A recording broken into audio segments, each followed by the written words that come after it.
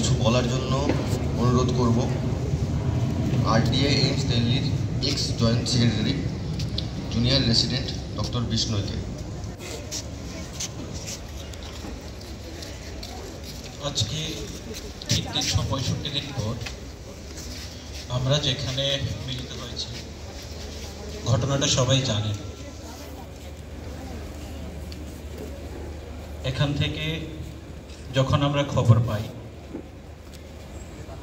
এমন একটা ঘটনা ঘটেছে এবং দিল্লি থেকে একটা সাপোর্টের দরকার, তখন এইমস আরডিএ পাশে দাঁড়িয়েছিল। আমার পূর্ববর্তী বক্তা বিপ্লবদা খুব সুন্দর করে বর্ণনা করেছেন যে বিভিন্ন সময় বিভিন্ন ধরনের যেই আন্দোলনগুলো হয়, বিভিন্ন কারণে অনেক সময় অনেক কারণেই সেগুলো বিগড়ে যেতে পারে। ঠিক সেইভাবে আমরা দিল্লিতে দেখেছি সেই দিনগুলোতে কীভাবে রাজনৈতিক চাপ বিভিন্নভাবে একটা অরাজনৈতিক আন্দোলনকে রাজনৈতিক রূপ দেওয়ার যে একটা প্রচেষ্টা, খুব কোনো একটা বেশি মানুষকে আমি চিনতাম না। আমরা অনিকেতের নাম শুনতাম, রোজ আমরা মিডিয়া ব্রিফ দেখতাম। ওরা যখন অনশন মঞ্চে বসেছিল, কিটন বডিস রোজ কী করে কাউন্ট বাড়ছিল, আমরা খুব উদ্বিগ্ন থাকতাম ওখানে। তারপর আমরা সিদ্ধান্ত নিলাম আমরা এইমসের প্রাঙ্গণ ছেড়ে আমরা হেলথ মিনিস্ট্রির কাছে যাব, নির্মাণ ভবন। ওখানে আমরা ধর্ণা দিয়েছি, আমাদের এগেনস্টে এফআইআর হয়েছে। আমরা শুধু একটা কথাই বলতাম, আমরা ডাক্তার, কে সরকার, কে কেন্দ্রীয় সরকার, কে রাজ্য সরকার আমরা জানি না। আমাদের ঘরের একটি মেয়েকে আমরা হারিয়েছি। আমরা একটা জিনিসই চাইতে পারি, সেটা হলো বিচার। আপনারা আপনাদের রাজ্য সরকার, কেন্দ্র সরকার, সুপ্রিম কোর্ট, হাইকোর্ট এই ধরনের মধ্যে যে বিভাজন, এগুলো করে যে বিচার ব্যবস্থা আছে ওটাকে বিলম্বিত করার চেষ্টা করবেন না।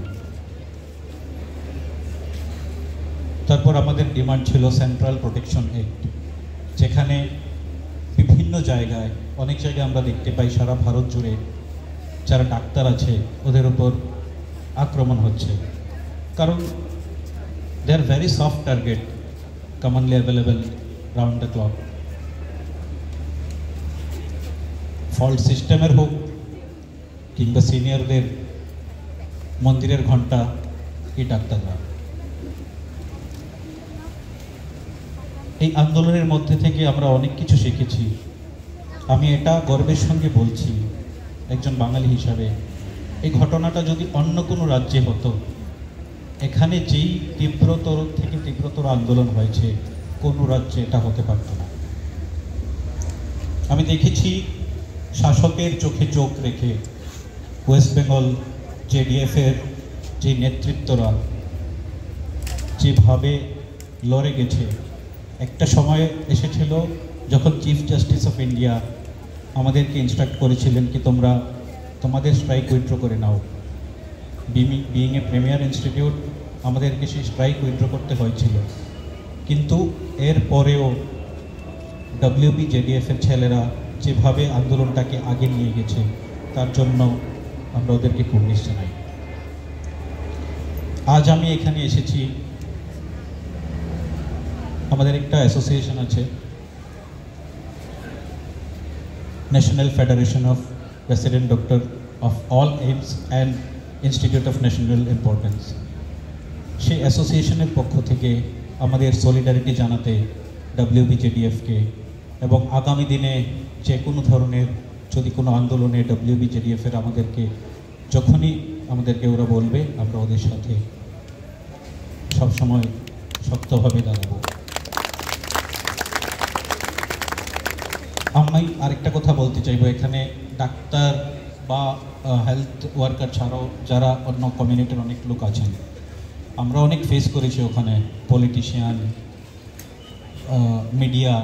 ওদেরকে আমি একটা কথাই বলতাম, আপনারা ডাক্তার বলে আমাদেরকে সমাজ থেকে আইসোলেট করছেন কেন? আরে একটা মেয়ে খুন হয়েছে, একটা মেয়ে ধর্ষিত হয়েছে, ও তো মেয়ে, তারপরও ডাক্তার। যে কোনো ঘরের যে কোনো স্টাফের সাথে সেটা হতে পারতো। ডাক্তার মানেই যে কেউ ধর্ষিত হয়েও চিকিৎসা দেবে, কেউ মার খেয়েও চিকিৎসা দেবে, সেটা কিন্তু নয়।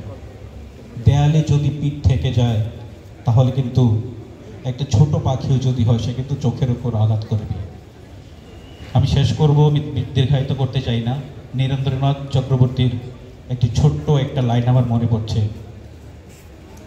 উনি লিখেছিলেন যে একটি শিশু কোথাও হারিয়ে গেছে, যেই শিশুকে আবার জাগ্রত হতে হবে, বলতে হবে, সবার সেই রাজার চোখে আঙ্গুল দিয়ে দেখিয়ে দিতে হবে যে রাজা উলঙ্গ। নমস্কার সবাইকে।